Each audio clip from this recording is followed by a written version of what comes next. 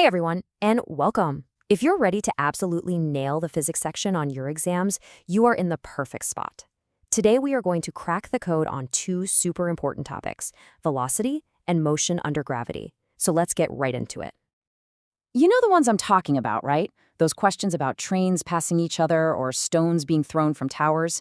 It can feel kind of overwhelming, but I promise you, by the end of this, you're going to see that there's a simple logical pattern to all of them, and it's something you can totally master.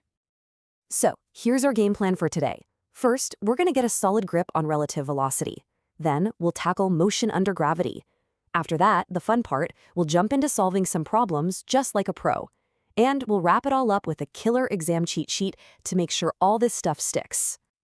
Okay, let's kick things off with our first big concept. Understanding relative velocity is way more than just about passing a test.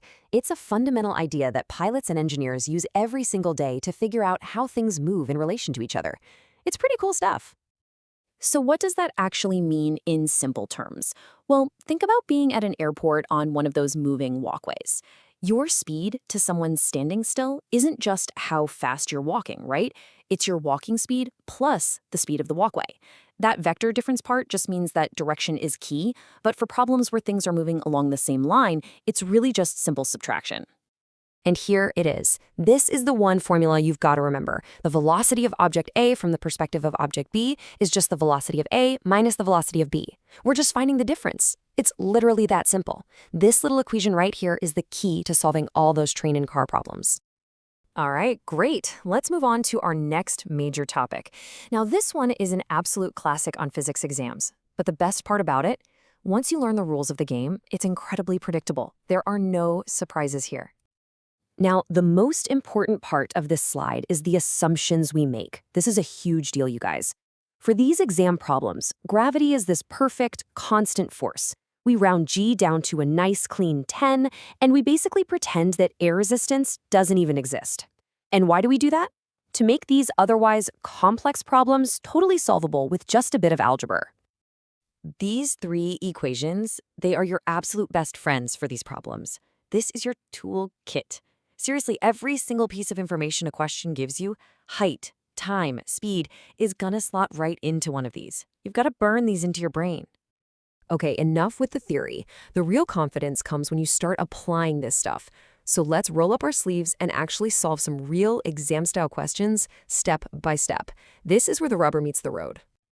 Here we go. A classic train problem. You've got two trains, same direction, but one's going faster. So before I show you anything, what's the first concept that should pop into your head? Yeah, exactly. Relative velocity. So let's break it down. Step 1. What's the actual speed difference? Well, the faster train is only closing the gap at 20 meters per second. That's its relative speed. Step 2, and this is where people sometimes get tripped up, what's the total distance it needs to cover to completely pass the other train? It's got to cover its own length plus the length of the other train. So that's 400 meters. Now it's just a simple time calculation. And boom, 20 seconds. There's our answer. See? When you break it down like that, relative speed, then total distance, a problem that looks complicated becomes really, really simple. Okay, on to the next challenge. Now this one's a little bit trickier, right? Because the stone goes up first before it comes all the way back down past where it started. This is exactly where those equations of motion become so critical. So we look at our toolkit. What information do we have? We know the displacement, s, we know the initial velocity, u, and we know the acceleration, a, from gravity. We're looking for time, t. Aha! That second equation is absolutely perfect for the job. Now, this is probably the most important part of the whole problem, so pay close attention to the signs. We have to decide which direction is positive. Let's say up is positive. That means the initial velocity, u, is a positive 20. But gravity, a, pulls things down, so it's a negative 10. And here's the kicker. The stone's final position is 100 meters below where it started, so its displacement, s, is negative 100. So when you clean all that up and rearrange it, you get this. And hey, don't freak out when you see a quadratic equation. In physics, seeing one often means you're on exactly the right track. You just have to follow the math to the end. So, solving that gives us two answers. one positive, one negative. And since we don't have a time machine, we can safely ignore the negative one. The stone hits the ground in about 6.9 seconds. Perfect. Okay, time for the boss level. This is a real question, straight from the 2018 NEET exam. It looks pretty straightforward, but there's a really clever little twist hidden inside. A stone's thrown up. When is it at 60 meters high? Now, this is where it gets really interesting. When you plug all the numbers into the right equation and solve it, you don't get one answer. You get two positive answers for time, 2 seconds and 6 seconds. So, wait a second. How is that possible? How can the stone be at the same height at two different times? Did we mess something up? And this is just beautiful. This is the physics in action.